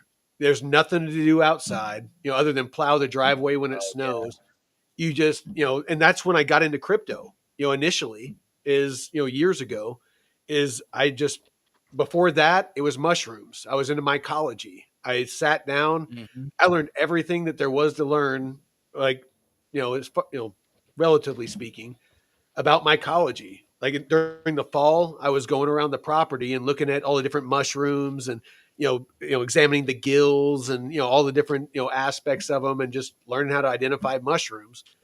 And I got into crypto after that, and it was just super freaking interesting. And I just went down the rabbit hole, and it's one of the great things about being retired, and having that Mhm. freedom is, again, this isn't to be like, hey, my life is awesome. I mean, we all have our ups and downs, but to be able to wake up in the morning and just do whatever you feel like doing every day, it really is awesome. Like, that is genuinely, find a realistic place to where you can provide for you and your family to get there. Mhm. If it, That's you freedom, don't, man. that Not is tied true, down to a dude. anybody That or remove anything. that removes you from the hamster wheel. That Mhm. removes you from the rat race. You can do nothing but spend time with your family and enjoy life. If you live in just a 2-bedroom normal house on 1 acre, have a small garden, but you just know you're set for life, done. Mhm. Nobody sits on their deathbed and wishes that they would have worked more. Every single person that is on their deathbed, they wish for more time. And it's Mhm. mostly for more time to spend with family and loved ones, have experiences, just live life. Get to that finish line as fast as fucking possible. That's the game. The Mhm. game isn't to have a Lambo and a mansion and a jet. The game is to get off the fucking hamster wheel as soon as fucking possible. I'll tell you that right fucking now. That's the fucking secret of life. Get off the fucking hamster wheel and live the best life possible, whatever that is for you. You need to find the finish line. You need to define that. What's good for me, living in a cabin in the woods, isn't for everybody. I get that. It's what's good for me. You know, Figure out where that place is and map out a way to fucking get there. Like, the most direct A to B possible. Mhm. And the more that you're going to enjoy life. I'll tell you that right now. Dude, when the day I have kids, I want to be able to homeschool them or do an unschooling. I don't want to send them to public school and do all that bullshit indoctrination. I want to be able to be at home and be with them and raise them myself with my so, not having other people raise them. That's a huge goal of mine to be in Dude, that some of the position. some of the smartest kids I have ever fucking met have been homeschooled. Mhm. It's insane to me that people with college degree, and this comes from two of my parents, my stepmom and my stepdad. Honestly, two of the most influential people in my fucking life. Like, literally, more so than my biological parents. Um, they were both teachers, one at private Catholic schools, and one was a special ed teacher. I actually want to bring my dad on, Steve, for an interview on Thursdays. Hey, that's my He, stepdad. we're brothers from another Hey, dad. shit. But, but real quick, sorry, I am a little bit lit, freaking Nick. But so my stepdad was a hippie back in the day. His sister, my aunt, had severe Down syndrome and lived to be 76, if I remember right, which is unheard of in Downs. She Holy was shit. she was bedridden. She was the on record. She lived to be the oldest out of everyone that has severe Downs. Like, Jesus. she was that much of an anomaly. But it inspired him to get involved into special ed, special education. And he was a high school special education teacher, one of the most humble, one of the most genuine, like, has the highest level of integrity of anyone I've ever met. And just everything that you'd want to be, if to be a man. This Mhm. Steve was. and yeah, he dedicated his life to being a special ed teacher. He even volunteered at the prison to teach inmates how to get their GEDs. Just didn't Oh get paid at shit. all. You know, just wanted to help other people. Just that giving of a person. But yeah, I was thinking about having him That's awesome. on Thursday. Damn, how crazy. Cause yeah, my stepdad's name is Steve, and he really like he was when I turned 13, he got sober from drugs and alcohol. And you know, he was a crank smoker and real Wow. wild dude, but but the thing is he was always there like coaching me in baseball and playing with me and shit. And you know, even though he was a drunk, he was still, you know, a good father. But when he got Yeah. sober, he, you know, was changed his life, and I was old enough to really see the shift. Mm. And fuck, man, I'm so grateful for everything he taught me. And he was a ex, you know, army guy, and Nice. had us fucking cleaning and doing chores and stuff. So you know, I was disciplined my whole life. But I'm grateful for that. You know, I hated him at the time because he was Of course. an asshole, Of but course. No, now, man, dude. we have a great relationship. No, honestly, it's weird that you mentioned that. You know, the evolution of going from, being a kid and resenting being like told when to go to bed and what to eat and how to, Getting your ass whooped and yeah. I mean, I remember having to go out and pick, like, I know this sound makes me old as shit, but I had a great aunt that, like, I was born in Missouri. I was born in Missouri. And my great aunt, she was born in the 1800s, like the late 1800s. oof.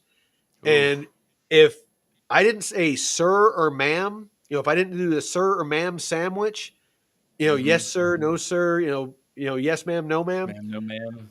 I had to go outside and pick a switch and come back in, and whatever switch I picked, stick or twig, is what you got a fucking whooping with. And it Yeah. was like a double-edged punishment. You had to go pick the tool that was going to whip your ass.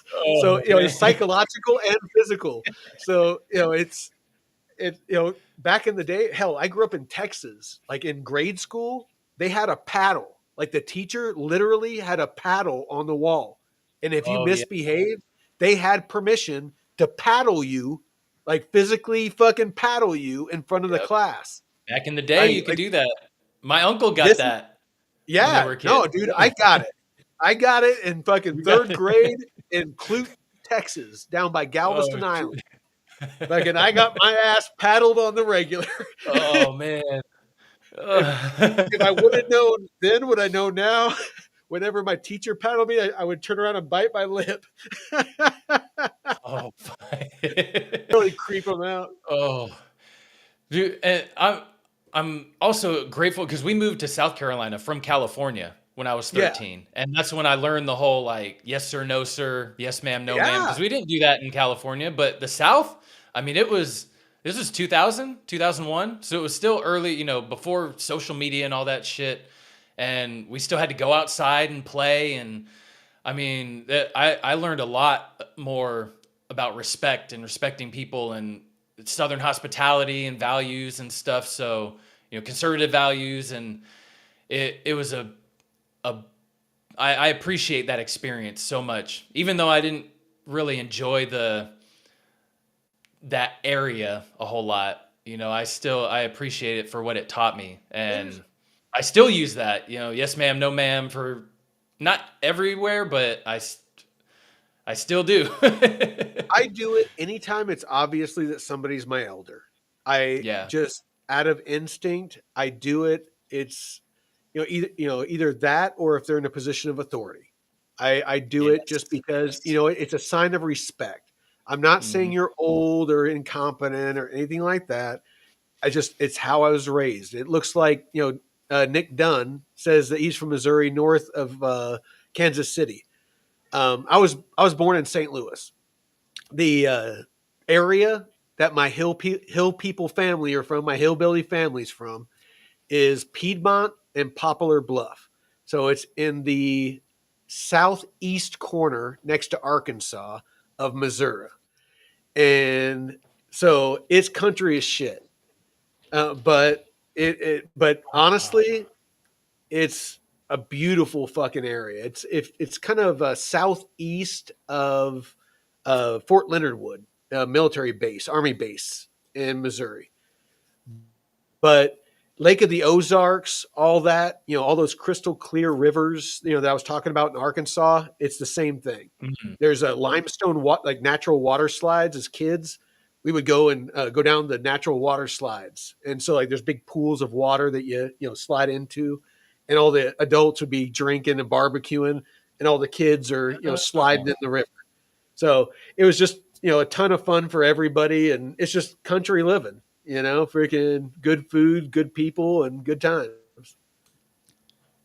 Yeah, um I have a brother's trip every year, and me and Rob, my older brother, were looking at some places in that Tennessee, Alabama, Mississippi area. Not quite Missouri, but just we like to Okay. go out in the middle of nowhere and just have a fun camping trip and shit. But we went. It's not like Deliverance, is it? No, no, no. Man. No, that's actually what one of my coworkers said. He's like, I've seen that movie before.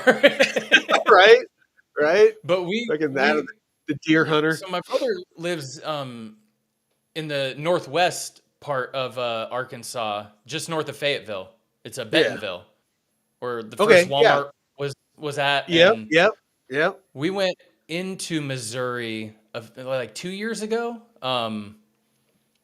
If Well, you went from Arkansas to Missouri, you either passed through or right by where, like literally, we're on the like west. We're on the west side. Not I see where Poplar is, but it's that you said that's more east, right? Yeah, that's on the other side of Missouri. Poplar Bluff and Piedmont is in the southeast corner, right by Arkansas. Yeah, yeah, and my brother's we were in the southwest area of Missouri Arkansas. when we went. Oh, No, because okay. we went into Okay, so yeah, you were over by Oklahoma and shit like that. yeah, closer to Oklahoma. Yeah. Yeah, Okay. Yeah. but No, yeah, that's it's so a totally beautiful. different. No, it really is. I mean, if you like the outdoors, Missouri's an awesome freaking place. Joplin. I haven't been to Joplin. Joplin is over in that area that you were in, over on the west side. Oh yeah, Like Joplin, if I remember right, it's right have you before met you Twiggy? go in, right before you go into Oklahoma. Okay. Yeah. Hey, good night, Twinkle Bell. I know we're going on 2 hours. That's the Friday show. I get drinking a little bit and relaxing and get yammering. Actually, yeah, not that far up. No, we were more down here near like Jane, Arnett area. Yeah, Yeah, because I dated a girl years ago, and she was from there. from Joplin. Yep. Oh, Joplin. Yeah, it's. I mean, fuck, man. My brother was saying apartments out there are like $1,000 a month. I was like, Dude, fuck, that's that's more than dude, half out here. honestly, I really, in retrospect, I really wish I would have bought in Missouri and built my cabin. But I'm so in love with my property now, I'll never leave. But Missouri is Oh where I yeah. should have gone. I should have gone back to that Piedmont, Poplar Bluff area. Land is cheap as shit. I could have built a place, nice, probably nicer than the one I got now, and had more property. Just and the Oh shit. laws, like especially the gun laws, are a lot better in Missouri. Like they have Mm. constitutional carry in Missouri. So you don't need like a concealed carry permit. You don't need any of that shit. It's just fucking, you have the right to own a gun. Damn. Yeah, I gotta take my my test for my firearm license here in California. Dude, that chaps me like so bad. Silencer, the tax stamp on silencers, and I don't care. If again, YouTube, again, we're not monetized. And do whatever. Yeah. Silencers should not have a tax stamp. Freaking, I am 100% for there to be some sort of basic course. Just like driver's ed. Before you can drive a car, you have to go through driver's ed. Yeah. Before you can own a gun, you have to go through some sort of firearm safety course and Yeah. get signed off that you can responsibly freaking handle, properly clear, you know how to handle a All the firearm. features, functionality. Yep. Exactly. It's like, Yeah. a bit of a waiting cool off period, a week or two, cool, some basic training, absolutely. But other than that, there shouldn't be all these people that are having, freaking, they're not accidental discharges, they're negligent discharges. They're basically people Yeah. that don't understand how to properly clear a weapon before cleaning it or before handling it. They don't understand that unload, fucking show clear before you hand a weapon to somebody else, in a training environment and things like that, just because it's the safe thing to do. These are Mhm. things that need to be taught. It's just, so yeah, I'm all for, some basic education before, somebody gets, a tool that's capable of, fucking killing somebody. Yeah. Yeah. Yeah, I was looking at the manual. My ex's brother, I reached out to him and he sent me some stuff to read through. So I gotta take a test, and I think it's like $20 or so. But I'll be, um, well, maybe after my 2 months off of work, I'll have some more money I can spend to get a firearm, unless I can get someone to donate me one for Christmas. Yeah. But I'll be looking at getting something soon. Man. Oh, Yeah, there's just a lot of places to live, man, that have good dude, opportunity. that's, and again, like I said, not to harp on it, is, figure out what you want to accomplish and fucking make your plan. It's just,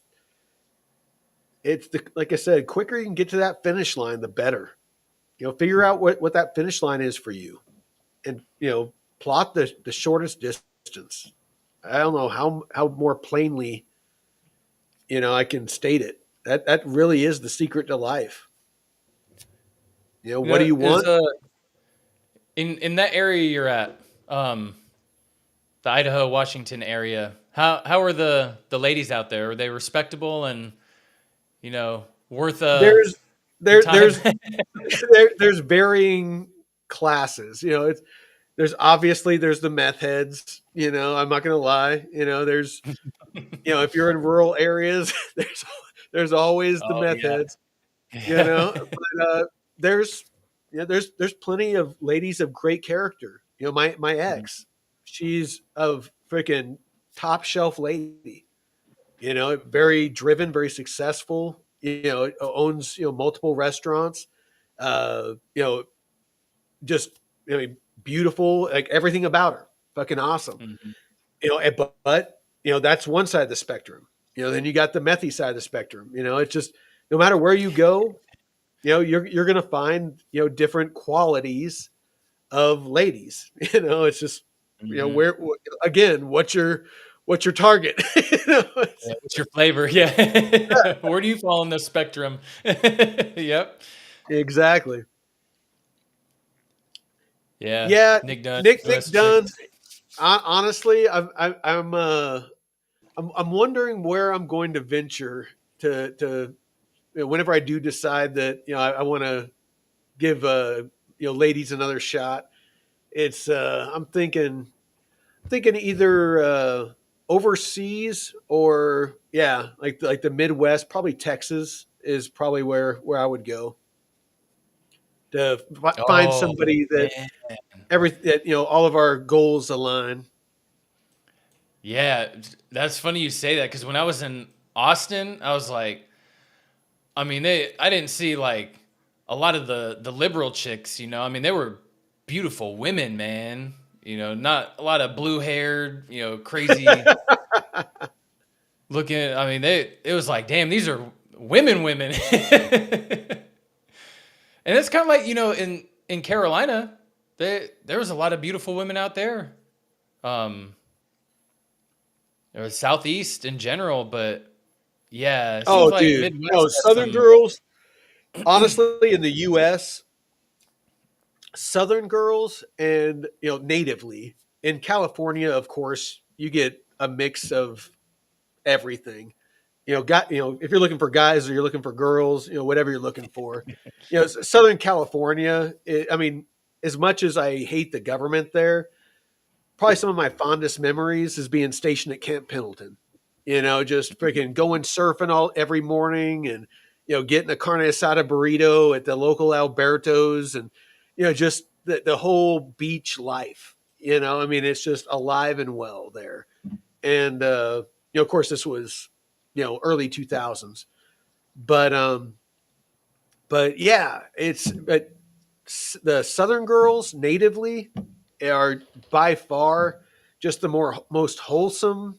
I mean, just down to earth, fucking awesome ladies that you'll ever fucking meet. It seems like the further north you get, not so much, and the further west you get, not so much. Yeah. Yeah, my brother Rob went to Pendleton High School in Carolina. And I was like, Well, when people would say sometimes Camp I drink. Pendleton, I was like, what? Sometimes I drink Pendleton whiskey. Oh shit, we got it runs in the family. Right, Oh right, shit. Are you sure we aren't brothers, man? right. So, well, Oh. shit. I mean, should we cut this thing off? We've been going for it. I've been yammering for 2 hours. Yeah, I got to feed the kitties. I got to go see this friend of mine before and get ready for my trip tomorrow. I got quite the day. All right. Well, I appreciate all of you freaking listening to my buzzed ass, go on and down different rabbit trails. I know we didn't get to much of crypto gaming. Yeah, My we'll save it apologies. for next week. We'll Uh, come back to it. We'll put a pin in it. yeah, I mean, and honestly, there was actually some pretty good alpha that I had lined up. I'll mention one or two on the way out. Oh, maybe not. No, Yeah, Grok doesn't remember. save it. We'll save it. Yeah, because Black There, Ice was wondering too. So we'll make you guys come back. yeah. Anyway, so I appreciate you putting up with me. I hope you at least got a laugh out of it if you didn't get any alpha. So till next time, Veteran Crypto out.